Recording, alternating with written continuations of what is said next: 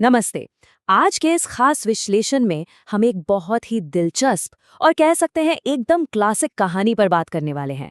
एक ऐसी कहानी जो हमें दिखाती है कि कैसे लालच एक अच्छे खासे इंसान को पूरी तरह बर्बाद कर सकता है। तो चलिए, एक गांव के सबसे भरोसेमंद दूध वाले के अर्श से फर्श तक के इस सफर को डिकोड करते हैं। तो चलिए सीधे मुद्दे पर आते हैं। आखिर ऐसा क्या हुआ कि गांव का सबसे चहेता, सबसे ईमानदार माना जाने वाला दूध वाला मनसूख सीधा जेल की सलाखों के पीछे पहुंच गया? मतलब बाहर से एकदम सीधा साधा इंसान और अंदर से एक शातिर अपराधी। ये जो जमीन आसमान का फर्क है ना, यही इस कहानी का असली सस्पेंस है। आइए इस रहस्य से पर्दा उठाते हैं। कहानी के पहले हिस्से पर नजर डालते हैं, ईमानदार दूध वाले का नाटक। अब इस हिस्से में जो सबसे दिलचस्प बात है वो ये कि मनसूख असल में एक पक्की दोहरी जिंदगी जी रहा था। बाहर से देखिए तो एक टूटी साइकिल पर चलने वाला गरीब बेचारा इंसान। गांव की औरतें जैसे सुनीता चाची उसकी ईमानदारी की कस्में खाती थीं, लेकिन बंद दरवाजों के पीछे की सच्चाई एकदम अलग थी। मुनाफे के लालच में वो दूध में पानी तो मिलाता ही था, साथ ही उसे गाढ़ा और असली दिखाने के लिए उसमें अरारोट का पाउडर भी घोलता था। अंदर ही अंदर वो काफी पैसे वाला हो चुका था। अपनी पत्नी मीना पर हमेशा रौब झाड़ता था और अकेले में उन्हीं गांव वालों की सादगी का मजाक उड़ाता था जो उस पर आंख मूंद कर भरोसा करते थे। अब आते हैं दूसरे पड़ाव पर, लालच और वो नया पाउडर। देखिए कि कैसे छोटे से लालच ने एक खतरनाक मोड़ ले लिया। शुरुआत हुई थी सस्ता दूध बेचने से, फिर मुनाफे के लिए अरारोट की मिलावट शुरू हुई। बात यहीं रुक जाती तो शायद ठीक था, लेकिन एक दिन साइकिल पंचर होने पर मनसूख भजिया वाले की दुकान पर बैठा था। वहां उसकी मुलाकात होती है कुछ गुंडों से। अचानक उनमें से एक को जोर की खांसी आती है और मनसूख उसे पीने के लिए अपना दूध देता है। अब वो गुंडा ठहरा शातिर, एक घूंट पीते ही समझ गया कि दूध में तो मिलावट है। बस यहीं से वो घटना घटती है जिसने मनसूख को एक बहुत ही अंधेरे रास्ते पर धकेल दिया। उन गुंडों ने मनसूख को एक ऐसा ऑफर दिया जिसे वो चाहकर भी ठुकरा नहीं पाया। उन्होंने कहा, हम तुम्हारे धंधे में 4 चांद लगवा देंगे। जरा सोचिए, ये कोई आम अरारोट का पाउडर नहीं था। गुंडों ने बताया कि अगर ये खास नशीला पाउडर दूध में मिलाया जाए तो लोगों को इस दूध की ऐसी लत लग जाएगी कि वो इसके बिना रह ही नहीं पाएंगे। मतलब मनसूख के दूध की डिमांड रातों रात आसमान छूने लगेगी।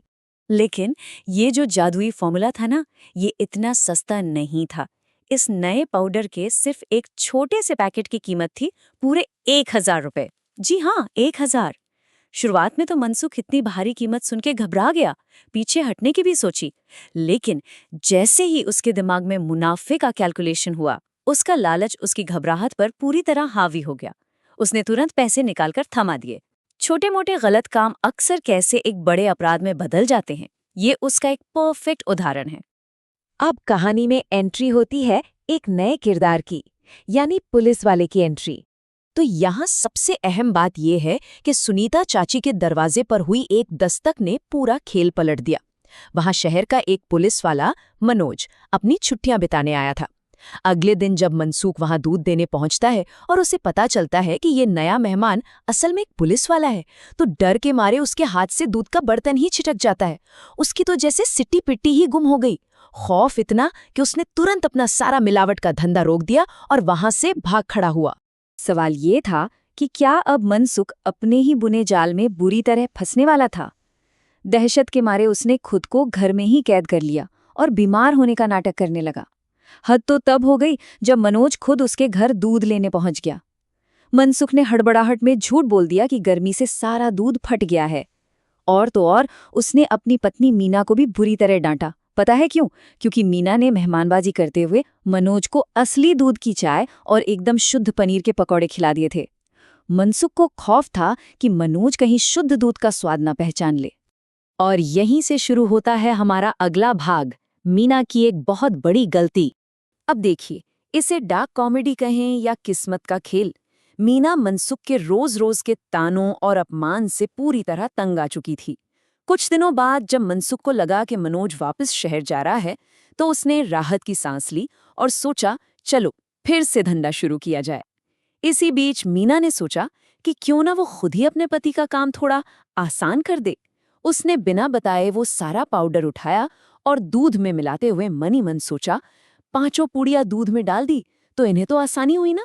और ये कोई छोटी मोटी बात नहीं थी, ये एक जानलेवा गणितीय गलती थी।